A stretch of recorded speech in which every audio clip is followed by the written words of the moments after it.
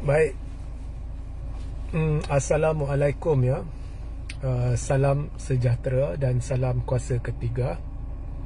So seperti biasa ya, jika audio jelas boleh tolong maklumkan kepada saya di ruang komen, share ramai-ramai dan sertai Telegram saya Regi Jesse Rita Udin ya. So ada yang bertanya kepada saya berhubung Azmin Ali, dan sebelum itu saya nak beritahu bahawa live yang saya janjikan untuk membuat hubung kait to complete the puzzle ya, berkenaan dengan beberapa siri live yang saya lakukan dalam 2-3 minggu ni ya, yang bercerita berkenaan perlunya perubahan kepimpinan perikatan, mengapa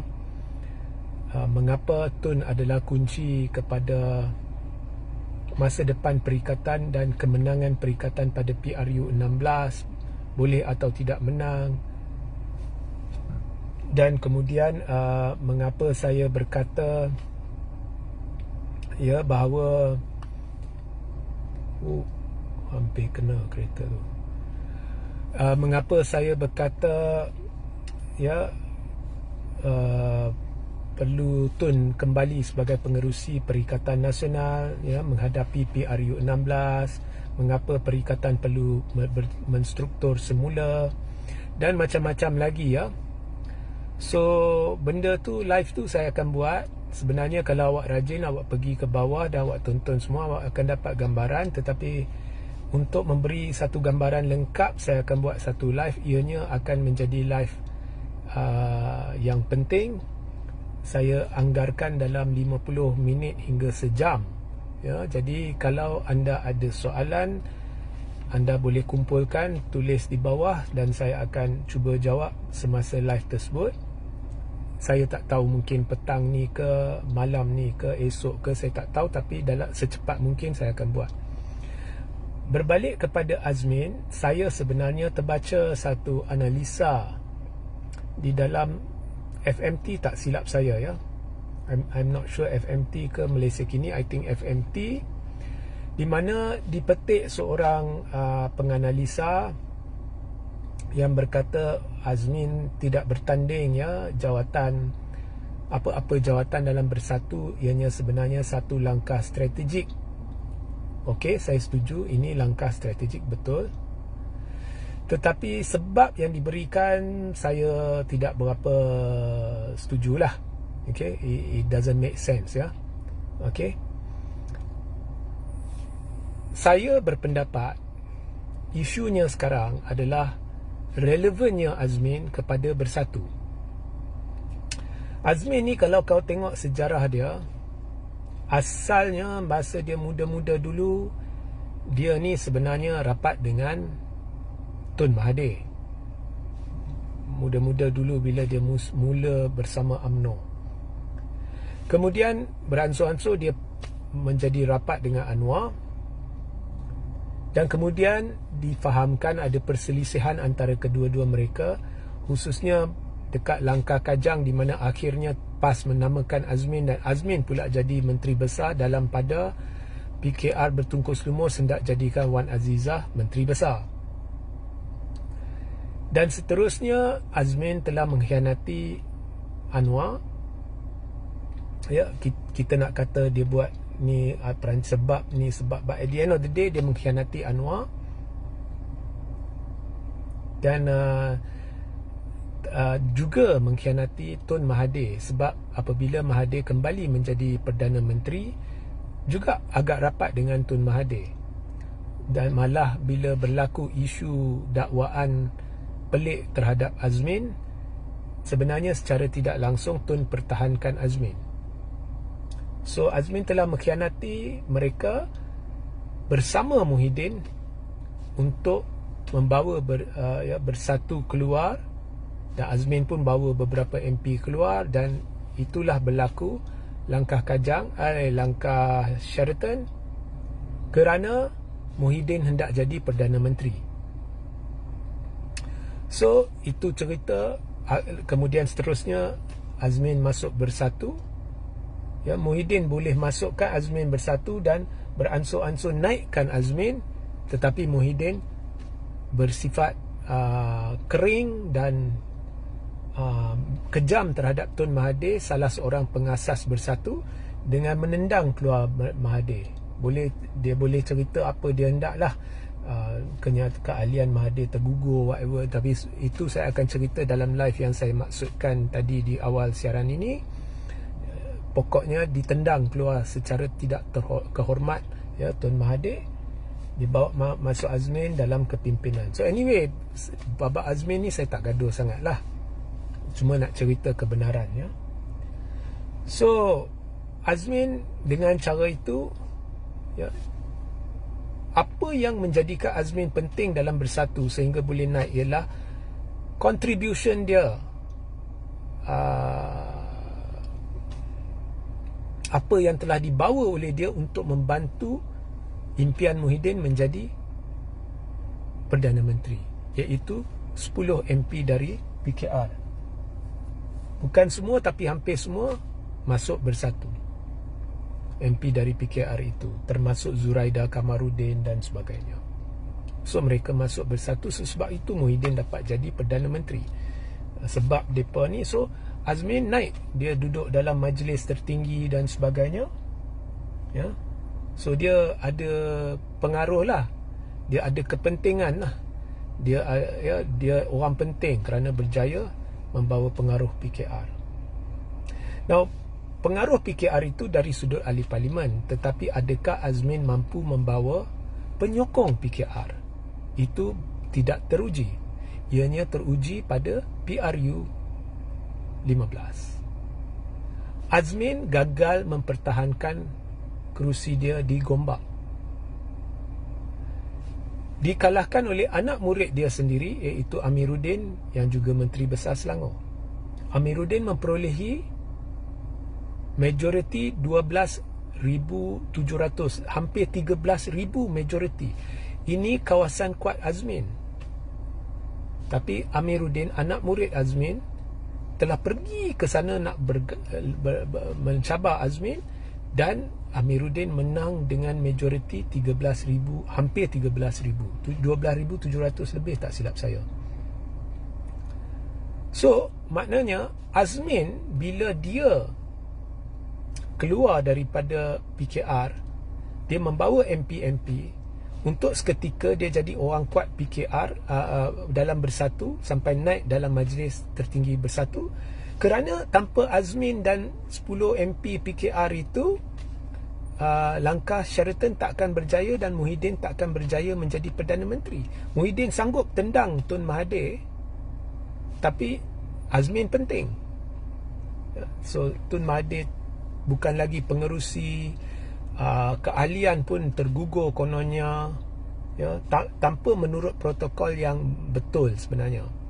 So anyway, so untuk seketika Azmin penting, tetapi pada PRU 15 pengaruh sebenar Azmin teruji, ya.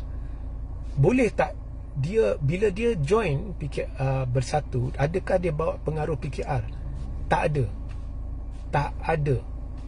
Malah Azmin hilang lagi sokongan kerana majoriti Amiruddin hampir 13,000 di kerusi kuat, kubu kuat Azmin. So di situ Azmin bukan hanya jatuh di Gombak, tetapi imejnya juga jatuh dalam Bersatu, kerana selepas PRU 15 Bersatu tidak perlu MP-MP yang menang tu bukannya disebabkan Azmin. MP-MP yang ada dalam Bersatu tu disebabkan rakyat yang memilih. So kalau orang itu MP, bukan sebab Azmin, sebab rakyat yang memilih. So untuk seketika sahaja selepas langkah Sheraton hingga PRU 15, Azmin ada pengaruh besar sebab ramai MP dari PKR duduk ada dalam Bersatu. Tetapi selepas PRU 15, setiap satu MP tu tak ada kaitan dengan Azmin. Bukan sebab Azmin, sebab rakyat. Dan rakyat di Gombak telah tolak Azmin. Tetapi Hamzah Zainuddin Dia ni orang Larut. Saya kenal Hamzah dulu 2008, 2009, tak silap saya. Masa dia timbalan menteri, dia juga orang kuat Larut. Masa tu Hamzah dengan Barisan. So dari Barisan, Hamzah masuk Bersatu ketika Tun Mahathir masih Perdana Menteri. Dan Hamzah seterusnya naik masuk ke dalam majlis tertinggi. So Hamzah, dia bukan macam Azmin, dia bawa beberapa MP yang memungkinkan Muhyiddin jadi Perdana Menteri. Hamzah memang dah ada dalam Bersatu. Tetapi bezanya, pada PRU 15, Hamzah mempertahankan kerusi Larut. Jadi di situ akan teruji Hamzah ni mampukah dia bawa sokongan dari Barisan Nasional. Keputusannya pada PRU 15, Hamzah menang majoriti hampir 12,000, 11,000 lebih. 11,000 lebih. Jadi pengaruh Hamzah menjadi kuat kerana Hamzah adalah satu ikon dalam Bersatu yang orang penyokong Barisan, dia bukan sokong Barisan, dia sokong Hamzah di Larut. Dia boleh bawa seketui semuanya menyokong Bersatu. So maknanya Azmin kekuatan dia adalah bila dia bersama PKR. Sebab PKR orang terima Azmin. Sebab Azmin dulu rapat dengan Anwar. Tetapi Hamzah, bukan orang terima Hamzah sebab UMNO. Orang terima Hamzah sebab Hamzah. Itu bezanya. Itu dinamakan kepimpinan level yang lain daripada yang lain, yang menjadikan pemimpin itu seorang yang heavyweight. So Azmin bukan heavyweight.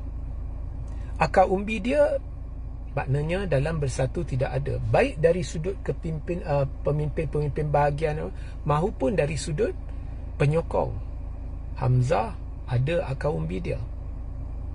Tambah pula banyak strategi yang telah digunakan oleh Perikatan Nasional untuk menang PRU 15 sampai dapat 74 kerusi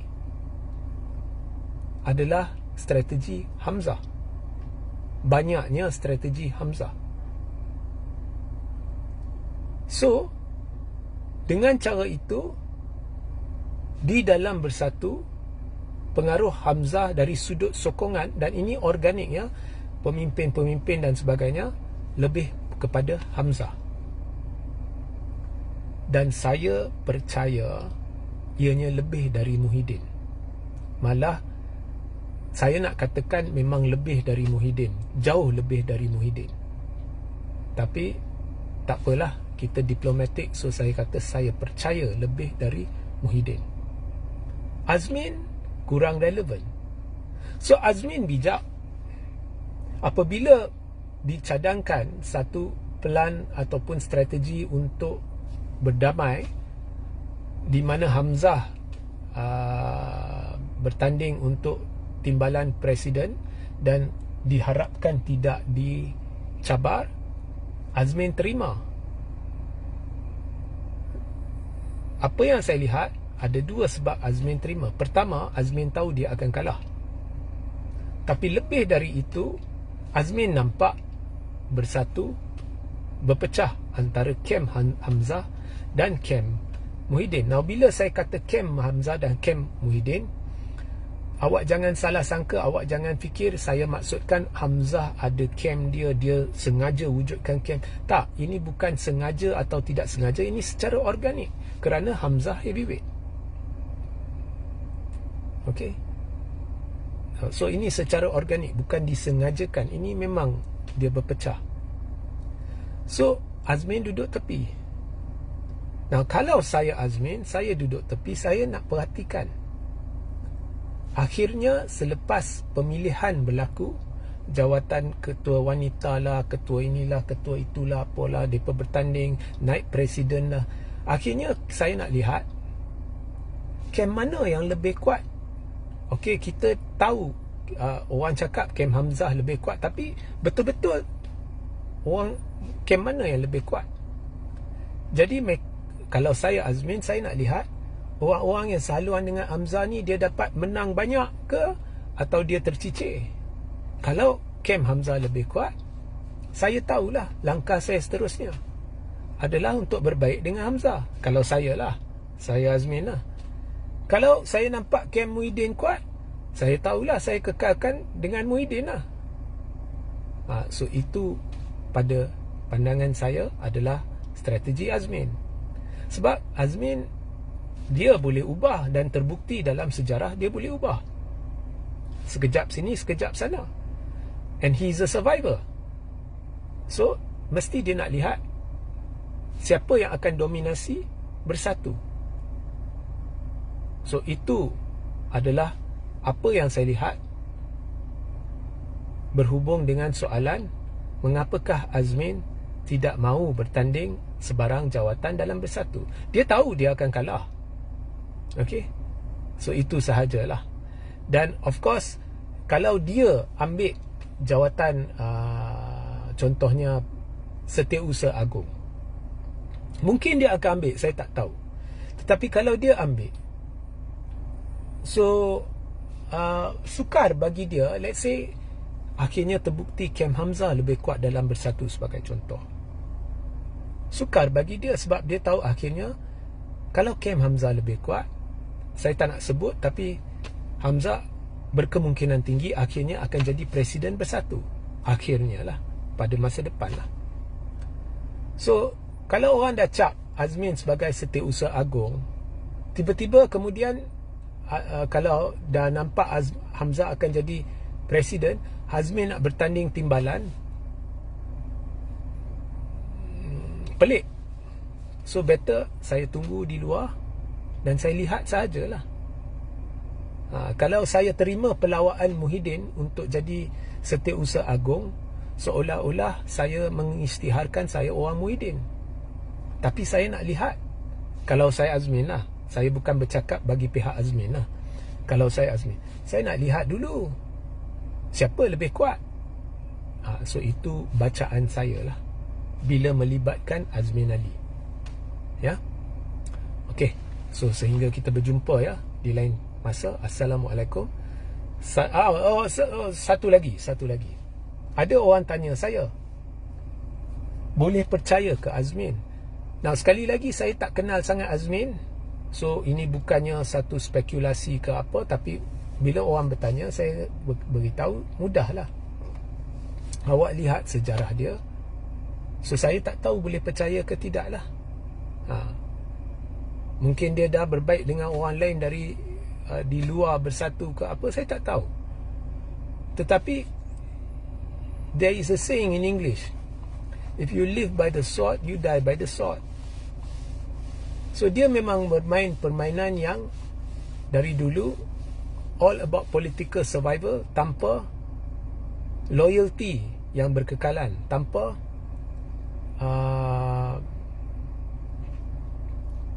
apa orang kata, sikap saya tidak akan berpaling tadah. Dia boleh ubah, ya, tak ada loyalty. So I don't know lah, saya tak tahulah boleh atau tidak percayalah, saya tak tahu. Ya. Okey. So sehingga kita berjumpa di lain masa. Assalamualaikum. Salam sejahtera, salam kuasa ketiga.